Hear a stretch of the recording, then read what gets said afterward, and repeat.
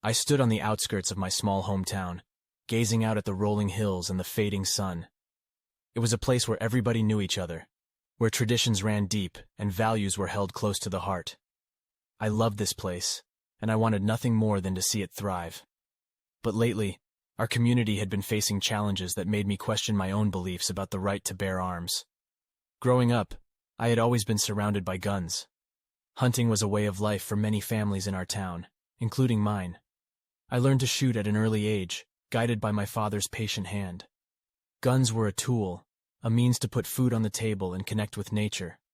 But as I grew older, I began to see a darker side to this reality. The news stories of violence and tragedy haunted my thoughts. I saw friends and loved ones torn apart by senseless acts, their lives shattered in an instant. It made me reflect on the true nature of the right to bear arms and the responsibility that came with it.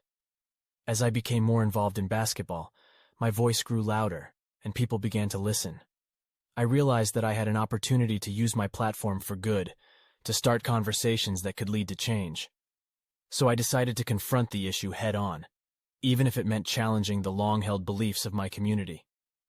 I organized a town hall meeting, inviting both sides of the debate to share their thoughts and experiences.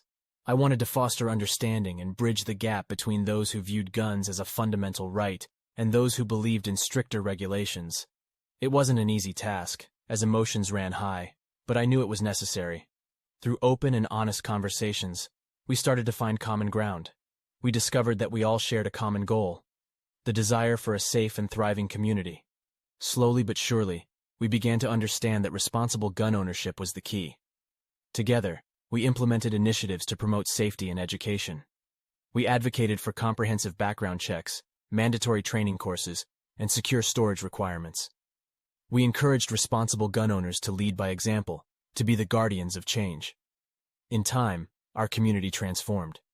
We became an example for others, showing that the right to bear arms could coexist with responsible ownership.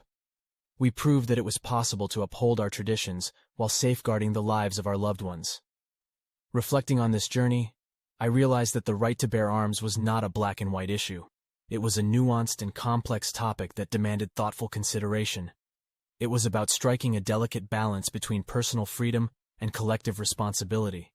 As the sun dipped below the horizon, casting a warm glow over the hills, I felt a renewed sense of hope. I knew that change was possible, and that it began with a willingness to listen, to understand, and to take action. The weight of responsibility lay not only on the shoulders of lawmakers, but on each and every one of us who believed in a better future. And as I stood there, I couldn't help but feel grateful for the opportunity to make a difference, to use my voice to shape the world around me. In that moment, I knew that no matter how challenging the journey might be, I was committed to walking it, one step at a time.